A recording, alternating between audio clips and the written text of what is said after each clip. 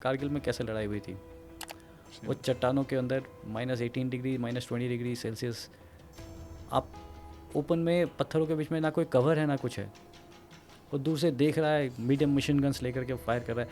Medium machine gun आपके हाथ में अगर लग जाती है उसकी गोली, आपका हाथ उड़ के चला जाएगा। मैं 52 स्पेशल एक्शन ग्रुप का जो एनएसजी के अंदर one of the most elite units कहा जाता है, और मैं 52 स्पेशल एक्शन ग्रुप का ग्रुप कमांडर था।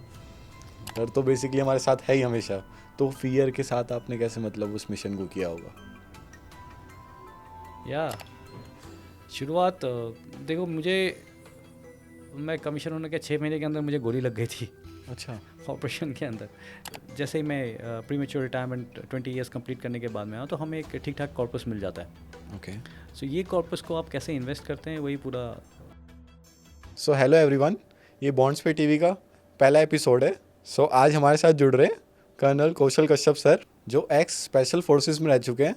तो इस वीडियो में हम उनसे जानेंगे कि उन्होंने कैसे अपने आर्मी के करियर में इतना स्केल पाया, उसके बाद कैसे उन्होंने अपने बिजनेसेस को रन किया, अपनी फिटनेस इतनी अभी भी इलीट रखी, साथ ही साथ वो किस तरीके से अपनी मनी मैनेजमेंट करते हैं।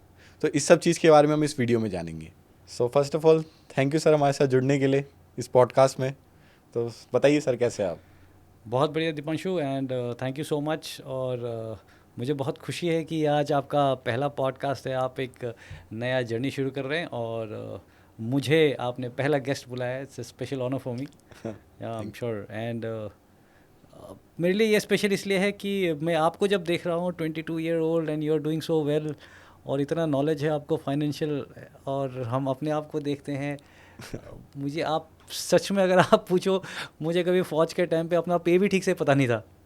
आप छोड़ दो कि इनकम टैक्स क्या पे कर रहे हैं और क्या अलग है, सेविंग्स क्या चल रही है। हमारा शायद समय अलग होता था, हम कहीं और बिज़ी होते थे, बट जो भी है, मुझे बहुत अच्छा लगा आपसे मिल करके। और आपकी जो नॉलेज, जो आप गेस्ट के लिए मैं आप बताना चाहूँगा कि आप मुझे पिछले 1 साल से एडवाइस कर रहे हैं, आप मेरे फाइनेंशियल एडवाइज़र भी रहे हैं, और कभी भी मैंने कुछ इन्वेस्ट किया है तो आपसे पूछ करके किया है, और मुझे बड़ा खुशी है आपको देख करके।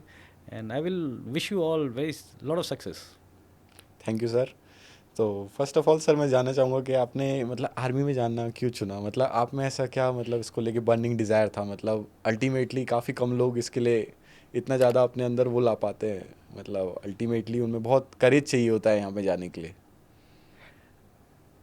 करेज या मेरे पेरेंट्स बड़े मोटिवेटेड होते हैं, स्पेशली मेरे मेरे फादर आर्मी ज्वाइन करना चाहते थे, अपने टाइम पे सिलेक्ट भी हो गए थे, लेकिन फिर उस समय उनको टेम्परेरी रिजेक्शन मिला था, और मेरे ग्रैंड मदर ने उनको ज्वाइन नहीं करने दिया। तो वो हमेशा चाहते थे कि उनके बच्चे उस उनकी ज़िंदगी जिए जो वो जी नहीं पाए। अच्छा। एंड यस, इसीलिए, एंड एक एक करते हुए एनडीए में सिलेक्ट हो गए। और एंड मेरे फादर के लिए खुशी की बात है कि दोनों बच्चे आर्मी में हैं। अच्छा। 2 बच्चे in fact, out of the 3। That's great sir. So sir, आपका जो सफ़र है स्पेशल फोर्सेस तक, वो कैसा रहा? मतलब ये तो काफ़ी टफ होता है ना, क्योंकि इज़ अ टॉप रैंकिंग। जी हाँ, स्पेशल फोर्सेस का बहुत ही टफ़ होता है, और अगर मैं बोलूँ कि कम टफ़ होता है तो वो सही नहीं होगा। अंदर से एक कीड़ा होता है ना, कीड़ा वो काटता रहता है। फ़ौज के अंदर बड़ा फेमस है, एक कीड़ा होता है जो काटता रहता है। तो हम में वो एक शायद थोड़ा कीड़ा था, जो कुछ और ज़्यादा ज़्यादा ज़्यादा पुश करता था, कुछ और नया या ऐसा कुछ करने के लिए जो शायद बाकी लोगों के लिए मुश्किल है, और करते करते पहुंच गए हम स्पेशल फोर्सेस में। क्या बात। तो सर, बहुत ज़्यादा ग्लैमरस होता है एक्चुअली। और जो हमारे, जब मैं एनडीए में थे, हमारे इंस्ट्रक्टर थे कर्नल पैंगिंग, उस समय मेजर पैंगिंग होते थे, उनको देख करके लगता था कि अगर ज़िंदगी है तो यही है। तो अंदर से एक चाह हो गया था कि यार हम भी कभी स्पेशल फोर्सेस में जाएंगे। तब एक बड़ा 9 पैरा एसएफ का अच्छा ऑपरेशन हुआ था, जब वो बॉर्डर के उस पार जा करके पाकिस्तानी पोस्ट को रेड करके उनके सबके कान काट करके लेके आए थे। अच्छा। या तो ये तो काफ़ी यूनिक बात है। हम हमारे लिए बड़ा मज़ा आया था। या तो हम चाहते थे ऐसा ऑपरेशंस करने के लिए, और ये तभी पॉसिबल है जब आप ऐसे एलीट यूनिट ज्वाइन करें। बेसिकली लीडर, लीडर बहुत मायने रखता है। लीडर इंस्पिरेशन भी कह सकते हैं। बिल्कुल बिल्कुल, एक इंस्पिरेशन हमारे लिए बहुत मायने रखता है, और हमारी किस्मत अच्छी थी कि सही समय पे अच्छे इंस्पिरेशन मिल गए। और सो सर, मैं जानना चाहूँगा कि आपकी जो ये नेवर गिव अप वाली पर्सनैलिटी है, और मतलब आप में इतना करेज है इस सब चीज़ के लिए, मतलब आपको भी तो कहीं ना कहीं से मोटिवेशन मिलती होगी ना, कि मतलब अर्ली स्टेज से लेके अब तक, वो तो आपको बीच में मिले थे, बट शुरुआत से लेके अब तक आप में मतलब कोई भी गिव अप वाला एटीट्यूड नहीं है, मतलब इतना सॉलिड आपने अपने आप को बना रखा है, वो मतलब कुछ तो होगा ना उसका कारण।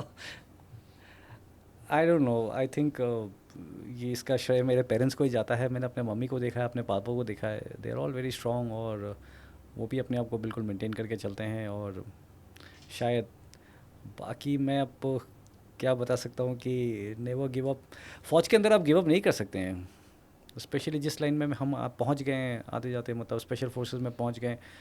स्पेशल फोर्सेस में आप गिव अप नहीं कर सकते हैं। अगर कोई गिव अप करने वाला होगा वो शायद स्पेशल फोर्सेस का प्रोबेशन भी क्लियर नहीं किया होगा। आपको पता होगा, या आपके जो व्यूवर्स हैं, कि स्पेशल फोर्सेस एक वॉलंटियर है ऑर्गेनाइजेशन, जिसमें पूरी फ़ौज के अंदर से किसी को भी लगता है कि हाँ मैं बहुत अच्छा कर सकता हूँ या मैं स्पेशल फोर्सेस जाना चाहता हूँ, तो वो वॉलंटियर करके आता है। और आने के बाद में एक प्रोबेशन ट्रेनिंग होती है। आजकल 3 मंथ्स का है, हमारे टाइम पे 6 मंथ्स का होता था।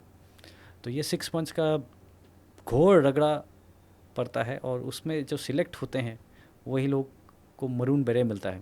आप अगर देखेंगे मरून बेरे, हाँ, मैंने आपकी मरून फ़ोटो में कलर देखा। का, हाँ वो सबसे प्रेस्टिजियस है, और वो उन्हीं को दिया जाता है जो सिलेक्ट होता है। और सिलेक्शन बड़ा टफ होता है।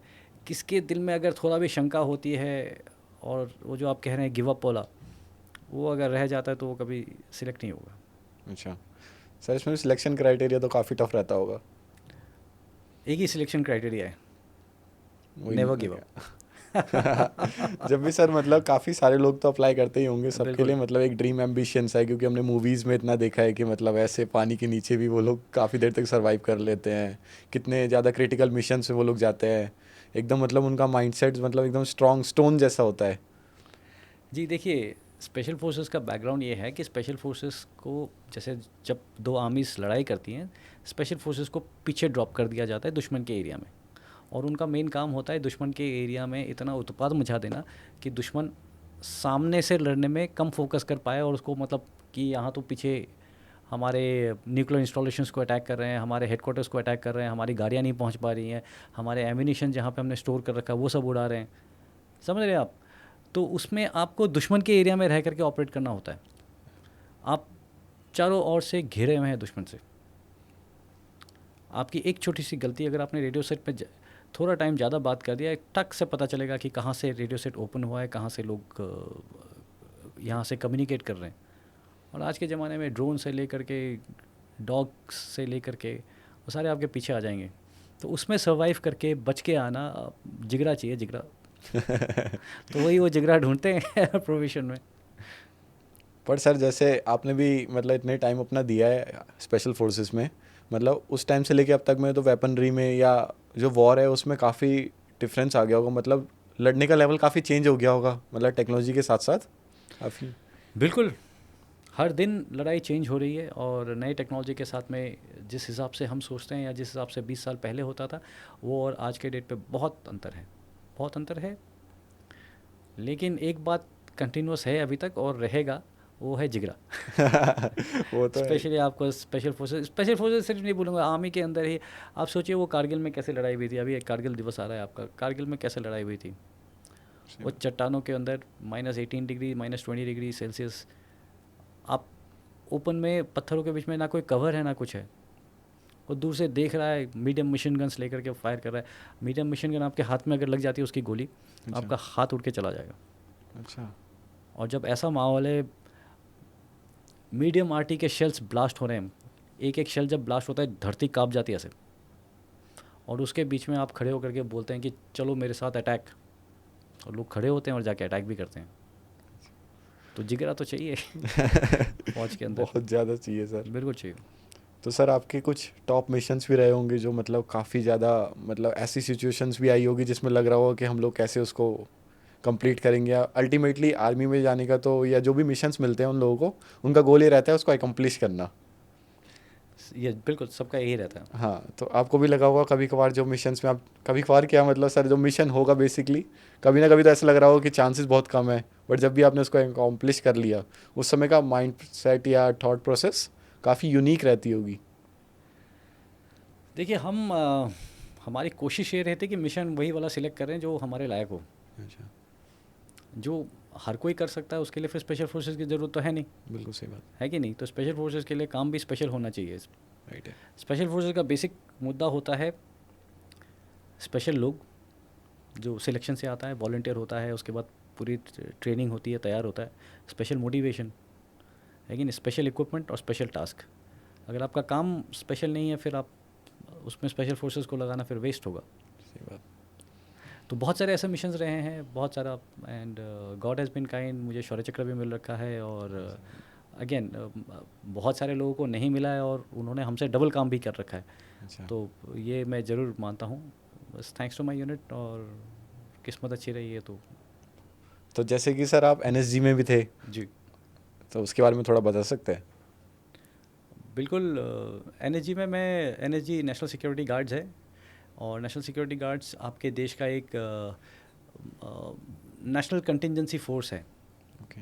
जैसे कि स्पेशल फोर्सेस तो मैंने आपको बता दिया कि दुश्मन के एरिया में जा कर के राइट। तबाही करना होता है। हम्म। तो नेशनल सिक्योरिटी गार्ड्स वो है कि अगर इंडिया के अंदर कहीं भी कोई टेररिस्ट आकर के अटैक करता है, जैसे कि 26/11 का अटैक हुआ था, सो ऐसे अटैक में क्या है कि आपके स्पेशल फोर्सेस वाले तो ऑलरेडी कहीं कमिटेड हैं, वो तो कहीं और लड़ाई कर रहे हैं, हम्म। तो कौन तैयार बैठा है कि आज अभी अगर यहाँ पे अटैक हो जाता है तो कौन वहाँ पे पहुँचेगा? ओके। तो उसके लिए ये फोर्स है नेशनल सिक्योरिटी गार्ड्स। उसके लिए हमेशा से जहाज़ें तैयार रहती हैं, सब कुछ, सारे प्रोटोकॉल्स तैयार हैं, आपकी गाड़ियों में सामान लोड होकर के सब तैयार बैठा हुआ है। जैसे ही अगर कहीं कुछ होता है तो सबसे पहले इनको इन्फॉर्मेशन मिलती है और ये मोबिलाइज हो जाते हैं, और इनको जा कर के वो मतलब टेररिस्ट को अंजाम देना होता है, उनको अपनी जगह पहुंचाना होता है। या तो वो है गेम। और मैं 52 स्पेशल एक्शन ग्रुप का जो एनएसजी के अंदर one of the most elite units कहा जाता है। जब Okay. एनएसजी रेज हुई थी तो 51 स्पेशल एक्शन ग्रुप रेज हुआ था, और साथ में फिर 52 स्पेशल एक्शन ग्रुप को नेक्स्ट रेज किया गया था, और मैं 52 स्पेशल एक्शन ग्रुप का ग्रुप कमांडर था for close to 4 years, and it's a very nice time I had. और मेरी यूनिट स्पेशलाइज करती है काउंटर हाईजैक या स्काई मार्शल ऑपरेशंस के लिए। ओके। काउंटर हाईजैक मतलब आपने एयरक्राफ्ट हाईजैक सोचा होगा कभी? हाँ हमारे सर। देश के करीब, if I am not wrong, about 15 aircraft were hijacked अलग अलग टाइम पे। हाँ सुना है तो सर, या काफ़ी तो अगर मतलब। हाईजैक होती है तो हमारी यूनिट उसमें स्पेशलाइज करती है। और हाईजैक एक बहुत ही डेलिकेट और स्पेशलाइज्ड, मतलब हाईजैक एक बड़ा डेलिकेट ऑपरेशन है, क्योंकि एयरक्राफ्ट के अंदर इतने सारे पैसेंजर्स भरे होते हैं, फ्यूल भरा होता है। बिल्कुल सही बात अगर है। एक ग्रेनेड फट जाता है तो आपका पूरा का पूरा एयरक्राफ्ट उड़ सकता है। वो तो है ही सर। तो और इसके साथ स्काई मार्शल वो होता है जो प्लेन के अंदर आपके ट्रेंड कमांडोज चुपके से बैठे रहते हैं, अच्छा। दे ट्रैवलिंग एज पैसेंजर्स, ओके। और अगर हाईजैक होता है तो they will manage basically. They will manage. तो इसमें तो सर वैसे मूवीज़ में भी दिखाते हैं, जैसे हाईजैक हो जाता है कोई भी एरोप्लेन, तो आप लोग उनके साथ क्या बोलते हैं, एक तरह से वो करना पड़ता है, कन्वर्सेशन करनी पड़ती है कि किस तरीके से हम उनकी मांगे पूरी कर दें, ऐसा कुछ। तो उस सिचुएशन में भी तो काफ़ी एक्टिव माइंड्स लगते होंगे, किस तरीके से मतलब वो चीज़ें, सिचुएशन काफ़ी कॉम्प्लिकेटेड हो जाती है ना। देखिए, कमांडो ज़्यादा बात नहीं करते। वो सिर्फ काम करते हैं। वो बात करने वाला काम, और डिप्लोमेट्स वो अलग से है। अच्छा। वो एनएसजी के टीम के साथ में जाती है, प्रोटोकॉल्स हैं, और हम तो काम करने वाले हैं ना। अगर हम बात करने लग जाएंगे तो काम वो तो को मरने आए हैं बेचारे, तो उनकी मदद कौन करेगा? आप समझ रहे? या तो एनर्जी वाले बात। हाँ, अगर बिल्कुल कभी ज़रूरत पड़ता है, कभी बात करना है थोड़ी देर के लिए, तो हम बात भी करेंगे, बट बात में भी हमारी यही रहेगी कि मैं इसको ख़त्म कैसे करूँ। सही बात है। और सर जैसे स्पेशल फोर्सेस होती है, मतलब इसको इतना स्पेशल बोला क्यों जाता है? मतलब अल्टीमेटली कुछ तो इसमें यूनिक होता होगा ना, बहुत ही ज़्यादा, बहुत यूनिक होता है, तभी स्पेशल स्पेशल होता है। है। हाँ। या ये यूनिक इसीलिए होता है कि देखिए, दुश्मन के एरिया में जा कर के ऑपरेट करना आसान नहीं होता। आप सब तरह से घिरे हुए हैं उसके अंदर ऑपरेट करके, और लेट्स से आप एक कोई एमिनेशन का डंप है, आप उसको रेड करने के लिए गए, तो आप तो चुपके से पहुंच गए हैं। हो सकता है आप फ्री फॉल करके, आप जानते हैं फ्री फॉल, स्काई डाइविंग, आप एयरक्राफ्ट हो को जो बाउंड्री है, जो बॉर्डर है, बॉर्डर हाँ। क्रॉस करने की ज़रूरत नहीं है, वो इसी साइड में उड़ेगा और उड़ करके वापस आ जाएगा। आप जंप करके आराम से हवा के अंदर आप क्या कहते हैं, फ्री फॉल करते हुए आप दुश्मन के एरिया में घुस सकते हैं। अच्छा, बेसिकली लैंड कर जाते हैं वहाँ पे बिल्कुल, जाके। और वहाँ जा कर के आपने चलिए जो आपको टास्क मिला है उसको आप अंजाम दे दें, आप रेड कर दें, उसको रेड करके तबाह कर दिया आपने। अभी तक तो शायद दुश्मन को पता नहीं था, बट जैसे आपने रेड कर दिया दुश्मन को पता चल गया यहाँ पे हाँ, कोई आया है, कमांडोज आए हैं, ऐसे तो आग लगी नहीं है यहाँ पे। बिल्कुल सही बात है। अब वापस जाने के आपके कितने रास्ते हैं, और सामने तो पूरी फोर्सेस डिप्लॉयड है ना। हाँ, अब वो पूरे अपने सारी जगह एम्बुशेस लगा देंगे, फिर आप वापस कैसे आएंगे? उसके बीच में से आपको लड़ करके वापस आना है। हर जगह हो सकता है कि आप हेलीकॉप्टर्स भी नहीं आ पाए, कि हेलीकॉप्टर्स के लिए रडार्स होती हैं और डिटेक्ट कर लेंगे, है कि नहीं। एंटी एयरक्राफ्ट गन्स होती हैं जगह जगह पे। सो आपको वहाँ रहना है, वहाँ लड़ाई भी करना है, फिर वापस भाग करके भी आना है। तो स्पेशल इसलिए होती हैं क्योंकि 4 6 आदमी 8 आदमी जा कर के ऐसा काम करती है जिसके लिए आपको अदरवाइज़ बहुत बड़ी फोर्स इस्तेमाल करना पड़े, इसलिए स्पेशल होती है, स्पेशली सिलेक्टेड होते हैं।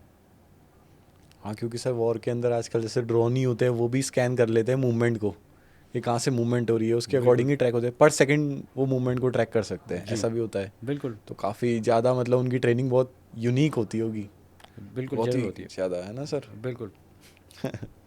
वॉर का ही बता दीजिए कुछ, कि मतलब वॉर किस तरीके से। देखिए मेरे कमीशन होने के बाद वॉर एक्चुअली हुआ नहीं है। हम कारगिल के जस्ट, हमारी किस्मत ख़राब थी कि हम कारगिल के जस्ट बाद में कमीशन हुए।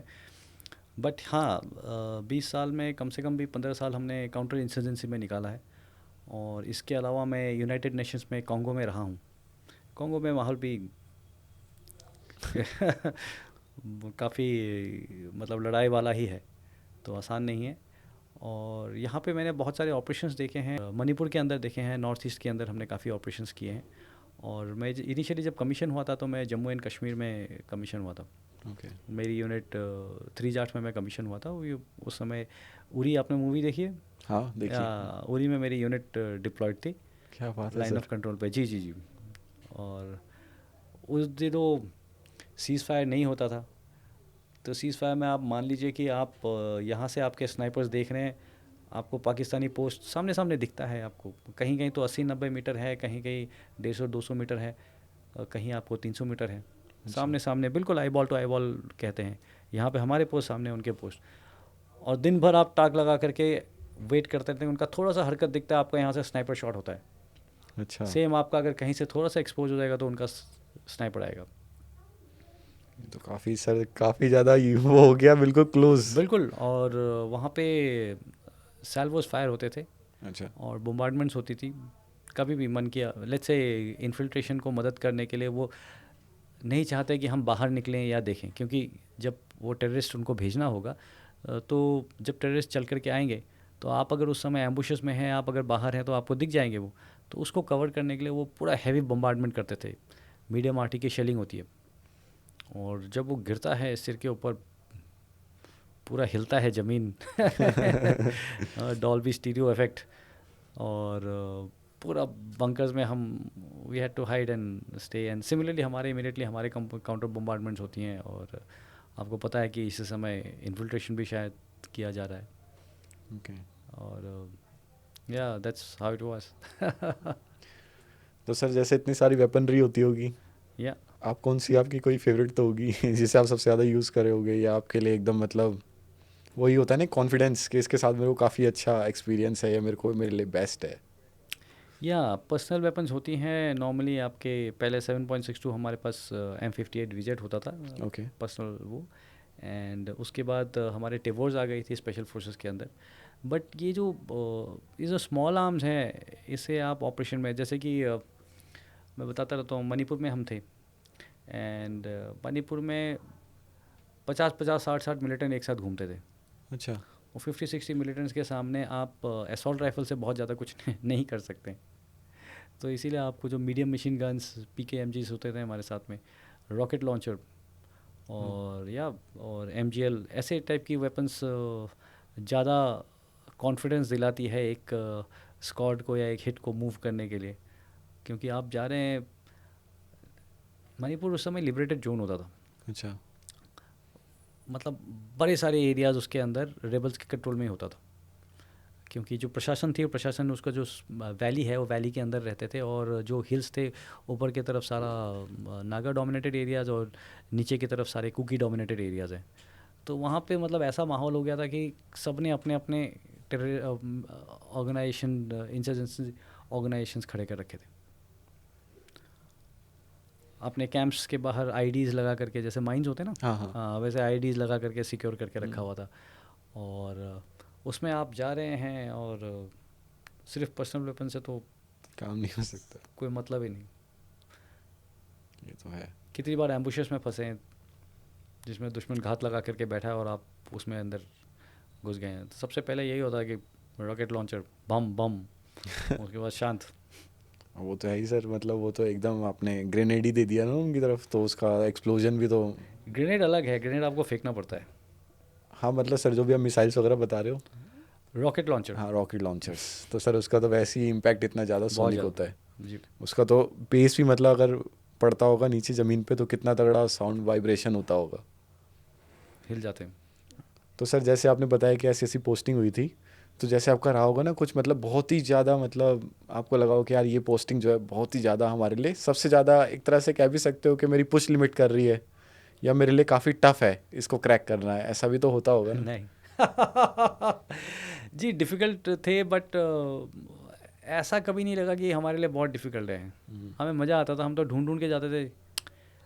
स्पेशल फोर्सेस जाता कौन है? वही जाता है जिसको मतलब उस हिसाब से खौफ नहीं है कि मैं मर जाऊंगा, मेरे को मतलब लड़ना है, मेरे को ऑपरेशंस करने हैं। तो हम तो ढूंढ ढूंढ के ऐसे जगह जाते थे। तो हम तो ढूंढते ही थे कि कहाँ पे मिलिटेंट्स हैं, कहाँ पे ऐसा है कि बाकी लोगों को थोड़ा सा लगता है और हिचकिचाहट होती है और हम जाएं वहाँ पे टारगेट करें। तो अब जैसे सर पोस्टिंग हो गई, तो आपका कोई बेस्ट ऑपरेशन भी रहा होगा, कई सारे कोई एक जो सर आपको सबसे ज़्यादा लगता होगा कि मतलब एकदम से ज़्यादा लिमिट से, एकदम बाउंड्री से मैंने मतलब अपना 100,000% दे दिया। हम अपने वैसे तो हर ऑपरेशन के ऊपर ही 1,000%। 1000% दे देते हैं आप हैं फाइनेंस वाले, आप बताएं 1000%। बट या बट जी हाँ, एक ऑपरेशन हुआ था बहुत ही अच्छा, और जो फाइनली मतलब हम अटक गए, नहीं तो वो अटक नहीं गए, जिसके लिए हमें लास्ट में परमिशन नहीं मिली थी। ओके। ये एक जगह है, मैं जगह एग्जैक्टली नहीं बताऊंगा, बट हमें पता चला था कि वहाँ पे एक ट्रेनिंग कैंप है अच्छा। मिलिटेंट्स का। और हमारे एक फ्रेंड है, मतलब पुराने 21 पैरा एसएफ के हैं, वो इंटेलिजेंस में चले गए थे तो उनको मिली थी और उनको काफ़ी अच्छे से डेवलप कराया। फिर हमने ड्रोन्स उड़ाए, ड्रोन्स उड़ाने के बाद में हमें दिखा वहाँ पे कैंप के ऊपर, वहाँ पे ना 30 लोग बिना हथियार के थे और अच्छा। 11 लोग हथियार के साथ थे। और वो जो 30 लोग थे उनकी ट्रेनिंग चल रही थी, उनको तैयार किया जा रहा था। ओके।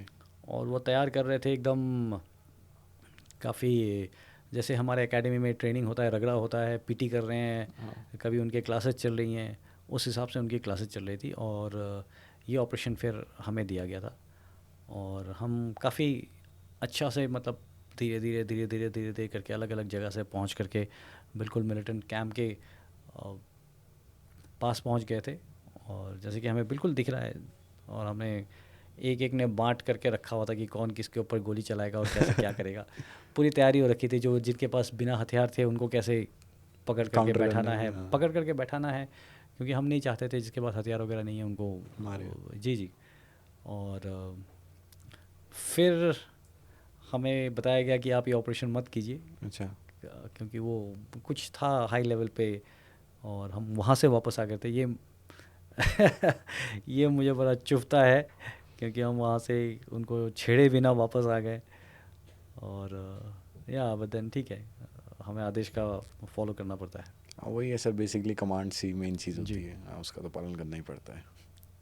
ये एक ऑपरेशन है जिसके बारे में कहीं मैंने बताया नहीं था पहले, तो इसीलिए, अदरवाइज तो बहुत सारे ऑपरेशन बताता रहता हूँ तो। अच्छा।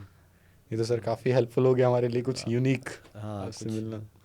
वैसे तो सर कितना कुछ यूनिक हुआ होगा, वो तो कभी भी आपका कंप्लीट नहीं हो सकता। ये तो मतलब 20 साल से ज़्यादा आपने वहाँ पे काम किया है, तो अल्टीमेटली कितनी सारी चीज़ें हर दिन ही होती होगी।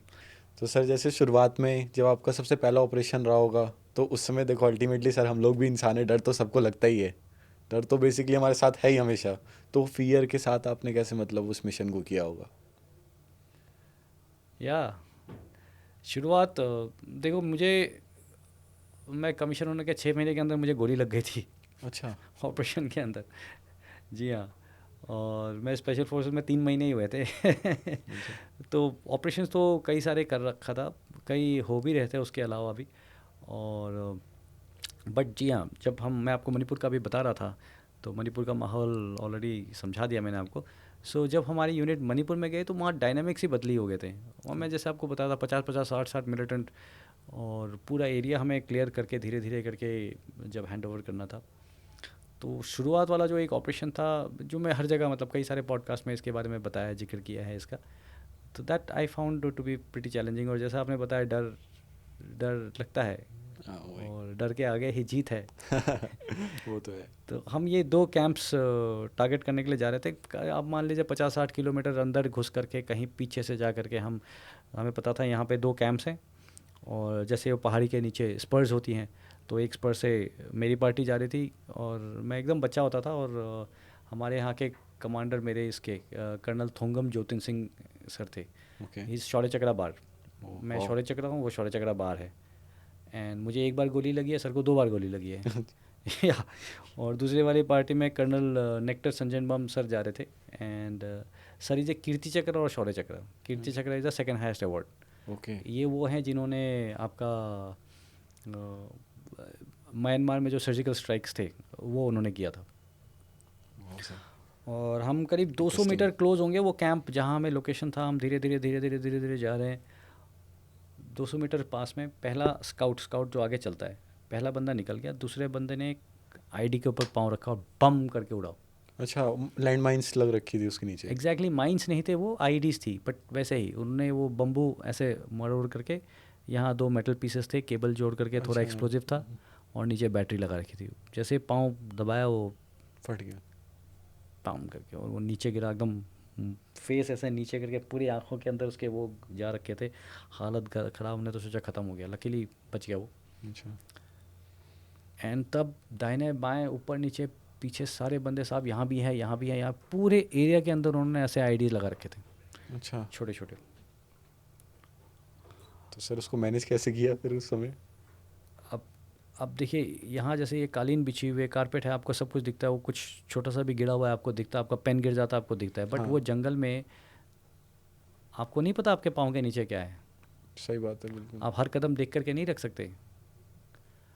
और उस समय ऐसे तो चलिए आप ऐसे फिर भी आप निकल जाओ, बट आपने अगर बंदा किसी को उठा रखा है, आपके पास जख्मी आदमी है, तो आपको ऐसे ही नहीं दिख रहा आपके सामने क्या, कहाँ आप कदम रखने वाले। सही में सर, ये तो काफ़ी। अब आप लीडर हैं वहाँ पे, और थैंकफुली मेरे से सीनियर थे तो सब उनको देख रहे थे। इसीलिए वो ऑफिसर्स का जो है बहुत इंपॉर्टेंट है कि सब अभी आपको देख रहे हैं कि सर आगे क्या करना है हमारी तो फटी हुई है हैं? अच्छा, पहले तो हम सोच रहे थे कि शायद उनको लगा कि जंगली जानवर है क्या है, तो शायद रेस्पॉन्ड ना करे। हाँ। इतने में जो वो नेक्टर सर की पार्टी जा रही थी, उनके साथ फायर फाइट हो गया। अच्छा। उन्होंने कुछ मिलिटेंट्स मार दिए। अच्छा। उन्होंने मार दिए, उनका एक जख्मी हो गया, एक के ऊपर बुलेट प्रूफ जैकेट के यहाँ वो क्रैक हो गया, बंदा बच गया। दूसरे के टांग पे गोली लग गई थी। अच्छा। अब अगर उनके दिमाग में कोई भी शक या शंका थी, वो तो दूर हो गया। अब वो उनको पता चल गया है कि यहाँ पे पक्का फ़ौज आई है, इधर से भी आई, इधर भी आईडी फटा है। आप अगर वहाँ से नहीं निकलते हैं तो वो आएंगे आपके पीछे, हाँ, इंस्टेंटली पूरी टीम आ जाएगी आपको उनकी। निकलना हाँ। है। तो और टीचर सर को हम देख रहे हैं, टीचर सर ने अपना पिट्ठू उठाया, बोला कि उठाओ इसको। हमने उठाया और लेके चल दिए। एक लाइन बनाया और हम चल दिए। किस्मत अच्छी है, हम सही सलामत। सारे वहाँ से सलामत वापस पहुँच गए। पहुँचने के बाद भी खेल ख़त्म नहीं होता है। अब हमने जाके वहाँ रेड किया, हमें भी सक्सेसफुल मिला, हमने भी कुछ मिलिटेंट्स मारे। और इधर से जो पार्टी जा रही थी, नेक्टर सर की पार्टी, पूरे उनको दबा दिया था। मतलब वो उठ नहीं पा रहे थे, इतना हैवी फायर है। सारे मिलिटेंट्स वहाँ पहुँच गए, उनको हमारी आइडिया नहीं हुई थी। हाँ। सारे मिलिटेंट्स वहाँ पहुँच गए, उनको पूरे नाले में दबे हुए थे, वो निकल नहीं पा रहे थे। यहाँ से फिर मैं जूनियर था, मुझे बताया गया कि आप यहाँ पे रखो, क्योंकि हमारे पास कैजुअल्टी थी वो, कि आप इसको देख करके यहाँ पे सेफ रखो। एंड डीजेस पार्टी वो गए वहाँ पे, ऊपर से चढ़ करके रिलीफ किया। अब मैं जहाँ पे था, रात भर हम उसको बाहर नहीं रख सकते थे, क्योंकि कैजुअल्टी है, रात को ठंड के अंदर वो मर जाता। तो हमने वहीं पे उनके जो कैंप था उसी के अंदर थोड़ा सा आग लगा करके रखा हुआ है। अब कैंप तो उनका था मिलिटेंट्स का, उनको अभी एग्जैक्टली पता है कि कहाँ आप हैं, आग भी जल रही है वहाँ पे, और रात भर हमारे पर जो दबा के फायर किया इन्होंने, और हम वहाँ लेटे लेटे फायर का जवाब या तो that was a terrible thing. और शुरुआत में ये हो गया तो उसके बाद बिल्कुल हम बिंदास हो गए। पर जैसे सर अभी आपकी हंसी के पीछे ना वो कितनी बड़ी वो स्टोरी कह रहा हूँ रियलिटी होगी ना, वो पता नहीं लग रही, बट आप जैसे हंस के बता दे रहे हैं, बट वो कितनी कॉम्प्लिकेटेड सिचुएशन हुई होगी ना। बिल्कुल बिल्कुल। अगले दिन वहाँ से निकलना, वो हेलीकॉप्टर्स नहीं आ पाए क्योंकि मौसम बहुत ख़राब था पूरे बारिश में। हाँ, और वहाँ वैसे ही ज़्यादा बारिश रहती है और हेलीकॉप्टर्स नहीं आ पाए, आपको कैजुअलिटी दो दो कैजुअलिटी लेकर के। तो जो सड़क था, सड़क के साथ हम आए और पूरे रास्ते। अब इससे पहले तो हम जैसे गए थे किसी को पता नहीं था ना हम कहाँ से आ रहे हैं, मिलिटेंट्स को भी नहीं पता। अब वापसी में तो उनको पता है कि इस रास्ते से आ रहे हैं, एक गांव से दूसरे, दूसरे से तीसरे रेडिएशन बता रहे हैं कि यहाँ से आ रहा है, और जो हमारे ऊपर पूरा जगह जगह से फायर, और उसके बाद भी लड़के तो या आई होप मैंने आपको डरा नहीं दिया हो। नहीं नहीं सर, कैसी बात कर रहे हैं आप यहाँ बैठे हैं तो डरने वाली क्या बात है बी फियरलेस एग्जैक्टली। हाँ, वो तो आपसे सीखना ही है, दूसरा नेवर गिव अप और मुझे आपसे बहुत कुछ सीखना है। मेरे को भी सर। सो सर मैं काफ़ी क्यूरियस हूँ कि मतलब आपको रिटायरमेंट के बाद भी आप अभी भी अपनी फिटनेस पे इतना ध्यान देते हैं, मतलब ऐसी क्या चीज़ है जो मतलब एक होता है ना कि आपने जो करना था मतलब अब उसका गोल कंप्लीट हो चुका है, मतलब आपके लिए एक मतलब एंड लेवल आ गया है उस चीज़ का, तब भी मतलब आपको काफ़ी ज़्यादा करेज चाहिए होता है उस चीज़ को अपना बनाए रखने के लिए। जैसे मैंने वो क्रिस्टियानो रोनाल्डो का देखा था, वो बोलता है कि रोनाल्डो से हम बनना चाहते हैं, बट उसकी जैसे जो मैं रोड मैप देता हूँ ना, कंसिस्टेंसी और डिसिप्लिन, वो हर कोई फॉलो नहीं कर सकते। तो आप में सर ऐसे कैसे मतलब इतना करेज उस चीज़ के लिए आज भी? बिल्कुल सही है जो रोनाल्डो ने बताया। देखिए, फ़ौज में भी जब था, फिज़िकल फिटनेस मैंने फ़ौज के लिए नहीं किया था, वो अपना शौक़ होता है। बिल्कुल ज़रूर कि जो रास्ता है ये फ़ौज ने ही दिखाया है। फ़ौज ने ही हमें सुबह उठा करके 4:30 बजे से लेकर के 5 बजे दौड़ना सिखाया है, फिट रखने के लिए सिखाया है, और जो वो सीख उसमें मिली है ये अंदर घुस गया है, अभी वो नहीं निकलेगी। और मैं रिटायर फ़ौज से हुआ हूँ लेकिन फ़ौजी तो फिर भी रहूँगा। बिल्कुल सही बात। और ये जो फिज़िकल फ़िटनेस है ये अपने लिए है, मतलब ये सब आज के डेट पे तो बहुत लोग जागरूक हो गए हैं, सबको पता है। ये आपके अपने लिए है। आप अपना अगर अपनी लाइफ को एंजॉय करना चाहते हैं तो आपको फिज़िकल फ़िट रहना पड़ेगा। आप अगर फ़िट नहीं है, ना आप अपने शौक़ का खा सकते हैं, ना आप अपने शौक़ का कहीं घूमने जा सकते हैं, इतने सारे रेस्ट्रिक्शंस पड़ जाते हैं। तो ये तो मैं चाहूँगा कि हर किसी को दिन में कम से कम 1.5-2 घंटा अपने फ़िज़िकल फ़िटनेस के ऊपर निकालना चाहिए। ज़्यादा तो नहीं बोल दिया 1.5-2 घंटा? नहीं नहीं नहीं सर, नहीं आपकी बात एकदम सही है, वैसे करना तो चाहिए क्योंकि अल्टीमेटली हेल्थ इज़ वेल्थ, ये तो बिल्कुल है, बचपन से ही सिखाया गया है। बिल्कुल। हाँ, उसके बिना फिर क्या ही है। जी, तो सर आप जैसे ही सारी फिटनेस का अपना गोल आपने कहा 2 घंटे आपको डेली एक्सरसाइज करनी चाहिए, उसके साथ डाइट भी तो फॉलो करनी पड़ती होगी ना आप, बहुत एसेंशियल है ना? बहुत एसेंशियल है। और शायद आपकी उम्र में आपको डाइट का ज़्यादा फ़र्क ना पड़े, आप तो बिल्कुल बिंदास होकर के खाइए, आपको ज़्यादा फ़र्क नहीं पड़ेगा। अच्छा बट आप जैसे जैसे मेरे जैसे होते जाएंगे तो डाइट का रोल और फिटनेस दोनों एक साथ पैरेलल चलता है। आप बिना डाइट के आप सिर्फ मेहनत करने से फ़र्क कम होगा। तो सर कुछ डाइट्स की भी टिप दे दीजिए डाइट का एक ही टिप है, कम खाओ। अच्छा कम खाओ, मीठा अवॉइड करो। अच्छा जस्ट अवॉइड मीठा, कम खाओ। मन कर रहा है बहुत ज़्यादा देख लिया, और पेट भरने के लिए नहीं खाना चाहिए, जितनी बॉडी की रिक्वायरमेंट है उतना खाना चाहिए। और येस, इफ़ यू वर्कआउट तो आपको प्रोटीन्स की रिक्वायरमेंट होती है, हाँ और प्रोटीन्स का बेस्ट सोर्स है आपके अंडे। जो वेजिटेरियंस हैं उनके लिए आई डोंट नो, मेरे पास कोई सोल्यूशन नहीं है, may be milk, otherwise eggs is a very good source of protein, उससे आपको कोई हार्म नहीं करता। और आई डू हैव अबाउट 10 अंडे मैं दिन में खाता हूँ। तो 10 या ये तो काफ़ी ज़्यादा कॉम्प्लिकेटेड हो गया नहीं नहीं, कुछ नहीं, इसका एक कैलकुलेशन है कि आपके बॉडी को प्रोटीन्स की कितनी रिक्वायरमेंट है, अच्छा आप कितना वर्कआउट करते हो उसके हिसाब से। अच्छा एक अंडे के अंदर 6 ग्राम्स प्रोटीन होती हैं, ओके और उसका जो एग वाइट है उसके अंदर 3 ग्राम्स होती हैं। सो आप अगर 10 एग वाइट्स खाएंगे तो आपको 30 ग्राम्स प्रोटीन मिलेगा। और आप अगर एक येलो के साथ में खाएंगे हाँ। योग योग के के साथ में, साथ। या तो आपको 6 ग्राम्स उसमें मिलेगा एक के ऊपर। तो आप अपना रिक्वायरमेंट अपने वेट के हिसाब से, आप कितना वर्कआउट करते हैं उसके हिसाब से कैलकुलेट करके। तो ये भी सर कोई बॉडी मास इंडेक्स होता होगा ना, कि मतलब बिल्कुल है, मेरे को इतना, मेरा वेट है तो मेरे को इतना प्रोटीन तो लेना ही पड़ेगा। बिल्कुल। हाँ। तो वो क्या है आपको थोड़ा इसका मैं बहुत ज़्यादा ये टेक्निकल चीज़ों में आजकल, हाँ एक समय होता था जब ये बड़ा कैलकुलेट किया था। आजकल मैंने सब छोड़ दिया है, और मैं घड़ी भी सिंपल पहनता हूँ। मैं कोई अपने स्टेप्स भी मेजर नहीं करता, ना मैं अपने कितने कैलोरीज जला रहा हूँ वो भी मेजर नहीं करता। स्पेसिफिक मुझे पता है कि क्या वर्कआउट करना है। हर दिन सुबह मैं 10 किलोमीटर दौड़ लेता हूँ, तो बाकी सारा मेरा सेट हो जाता है, और उसके बाद 1 डेढ़ घंटे का वर्कआउट अलग से हो जाता है। अच्छा। तो या I don't lift up weights, मैं कोई वेट ट्रेनिंग करता नहीं हूँ। कैलिस्थेनिक सिर्फ बॉडी वेट। जिस दिन मेरे वर्कआउट 2 सेशंस में होते हैं, एक पुश वाला और एक पुल वाला। जो पुश वाला है तो मैं करीब करीब 1100 पुशअप्स कर लेता हूँ उस दिन। और जिस अच्छा। दिन पुल वाला होता है तो आई डू 250 के आसपास पुलअप्स, और उसके बाद और 100 मोर असिस्टेड हेल्प के साथ रिंग के ऊपर। तो मेरे लिए काफ़ी हो जाता है। ठीक ही सर, काफ़ी है। हम मेरे से तो 20 भी नहीं लगते। नहीं, आप शुरू कीजिए, शुरू कीजिए, 1 साल के अंदर लग जाएंगे। 1100 पुशअप सर? 1100 आपको 1 साल भी नहीं चाहिए, अच्छा। आप 4 महीने के अंदर कर सकते हैं। अच्छा। इट्स नॉट कि एक साथ में आपको 1100 करना है। 100 करके कीजिए। पहले ब्रेक इट डाउन, पहले आप टारगेट कीजिए कि मैं 200 पुशअप्स एक दिन में करूं, या उससे पहले 100 से शुरू कीजिए। 30 करके आप 90 कीजिए, और एक लास्ट सेट 10 का कीजिए।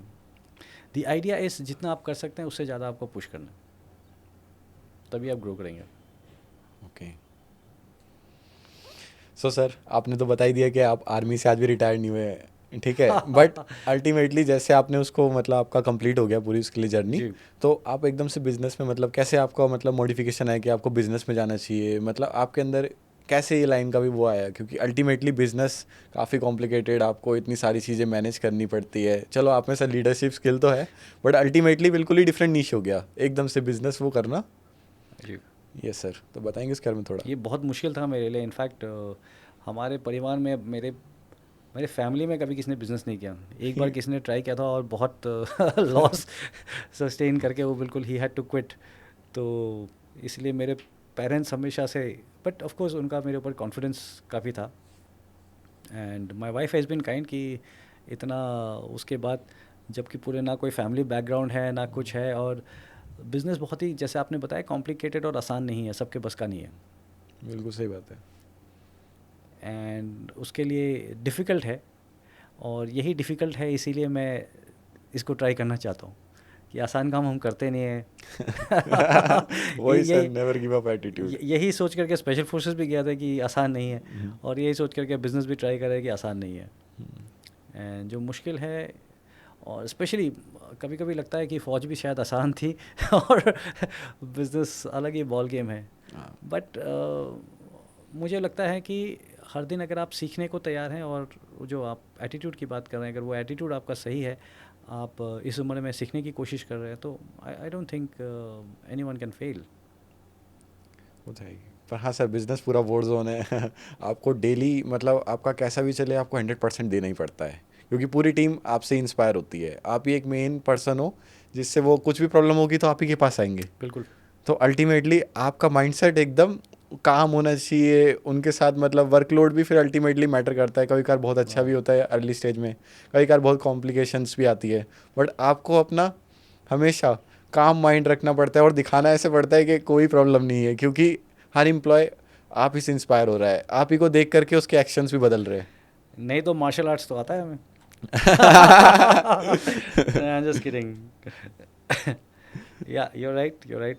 हाँ, इसमें मैं आपसे सीखना है बिल्कुल, कि बिज़नेस कैसे चलाना है। उसके लिए हम अलग से पॉडकास्ट करेंगे।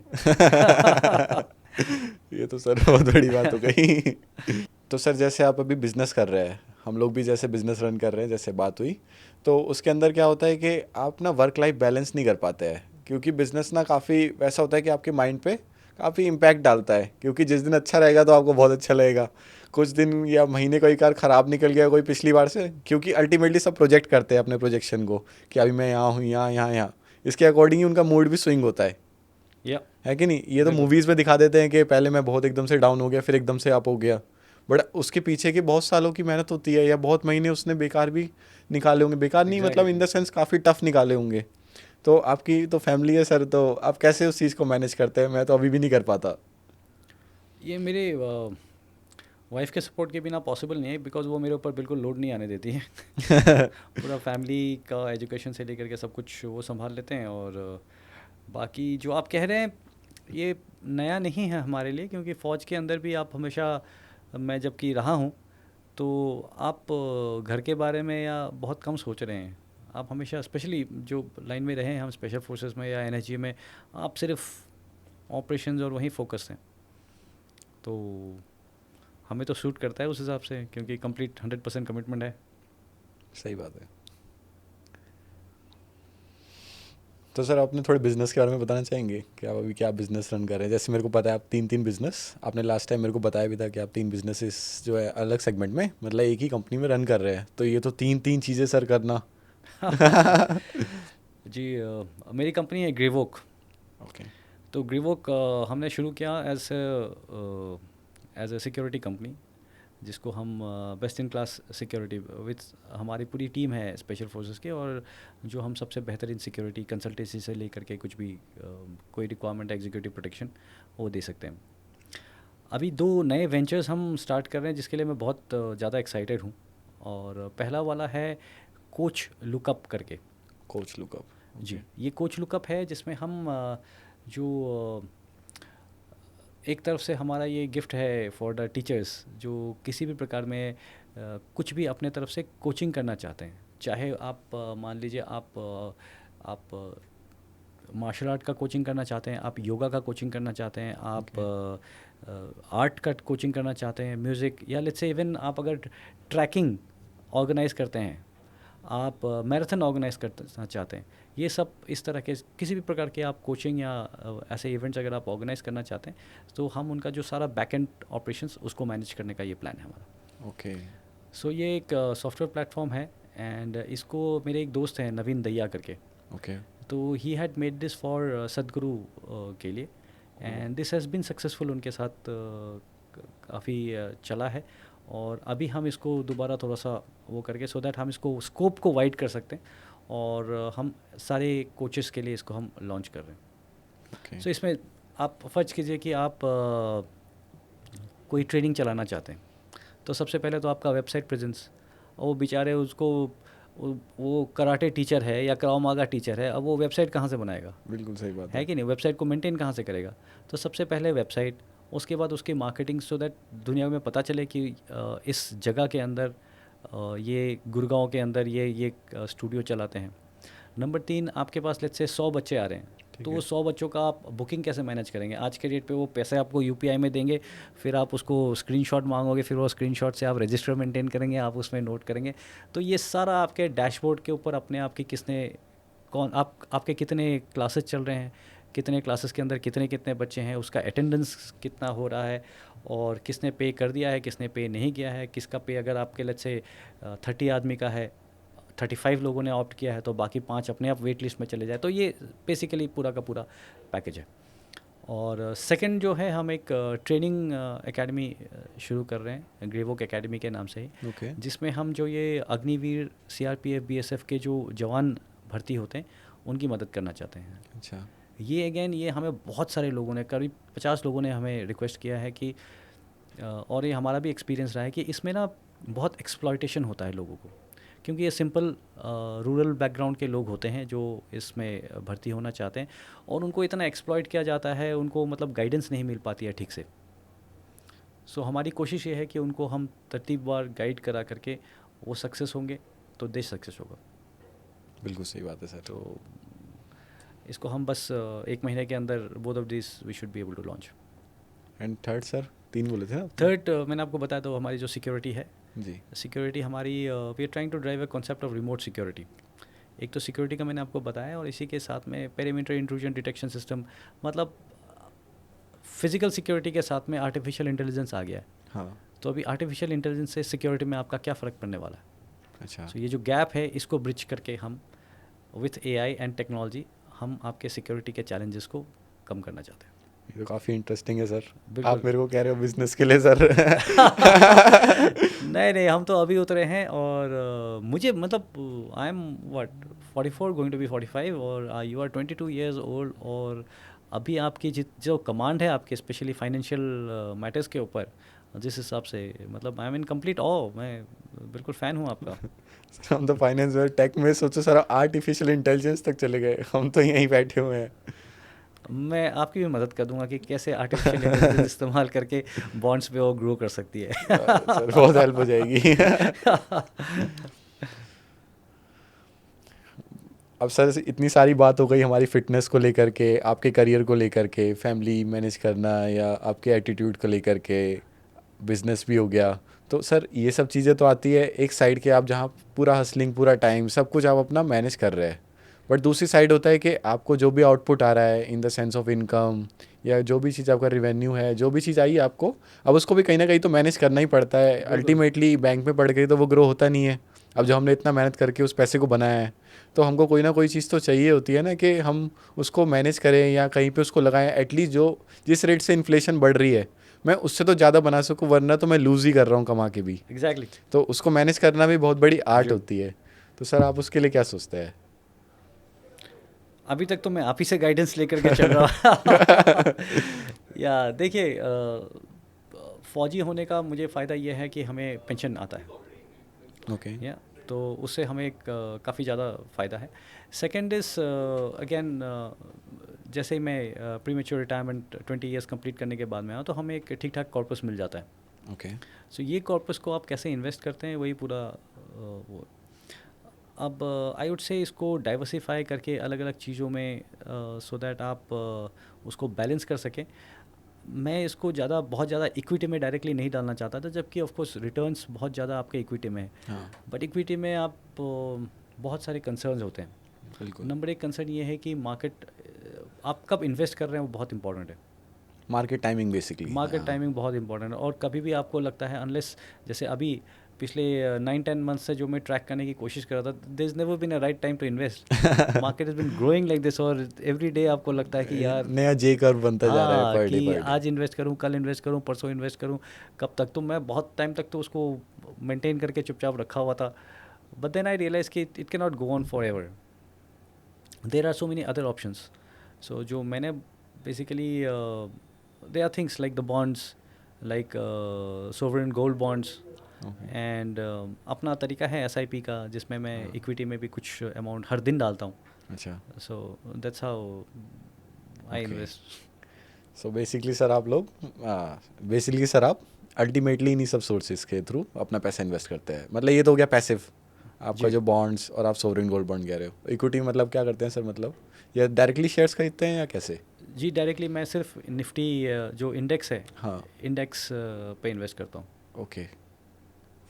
हाँ निफ्टी तो बेसिकली सर टॉप 50 कंपनीज हो गई, तो आपका पैसा बिल्कुल। सेफ भी रहता है, और इंडिया की इकोनॉमी बढ़ेगी तो आपके पैसे भी ग्रो करेंगी। और हम दुआ करते हैं कि इंडिया की इकोनॉमी बढ़ते रहे। वो तो बढ़ेगी सर, ये तो डेफिनेटली सो है। मैं ब्रॉडली अगर अपना बताना चाहूँ तो व्हाट आई हैव डन, जो मेरे एंटायर कॉर्पस जो मुझे मिला था, कुड अबाउट 15-20 lakhs का मैंने गोल्ड बॉन्ड्स ले रखे हैं, which is safe. Okay. I have made some fix deposits in जो ये होते हैं micro finance banks, okay in NBFCs। या जो माइक्रो फाइनेंस बैंक्स है, they give you good return of about 9%। Yes. But उसमें आपका है कि आपको 5 lakhs तक का इंश्योरेंस होता है गवर्नमेंट से। आप 5 लाख से ज़्यादा अगर वो करते हैं तो दैट इज़ नॉट इंश्योर्ड। और माइक्रो फाइनेंस बैंक्स वगैरह में आज वैसे तो हमारी इकोनॉमी ग्रो कर रही है और सब कुछ ठीक है, बट फिर भी एक डर होता है मेरे जैसे आदमी को, जिसको आप जैसा इतना नॉलेज नहीं है कि मैं किसी बैंक के अंदर फिक्स डिपॉजिट कर दूँ और कल बैंक ही डूब जाए। सो इसमें है कि आप 5 लाख रुपीज़ करके अगर हाँ। अलग अलग बैंक्स में रख सकते हैं तो डैट इज़ प्रीटी इंश्योर्ड, और उससे आपको मंथली इनकम एक मिल जाता है। हाँ वो तो है ही सर, अल्टीमेटली आपको 9% रिटर्न मिल रहा है तो बहुत बड़ी बात है ये। बिल्कुल, आप फिक्स डिपॉजिट है विच इज़ एब्सोल्युटली सेफ, और आप अगर 4 ऐसे बैंक में 8.5 to 9% रिटर्न्स वो कर रहे हैं तो डैट इज़ डिसेंट। और बाकी मैंने most of it I have invested in bonds, okay. Corporate bonds, और आपके एडवाइस पे। मेरी एडवाइस नहीं सर।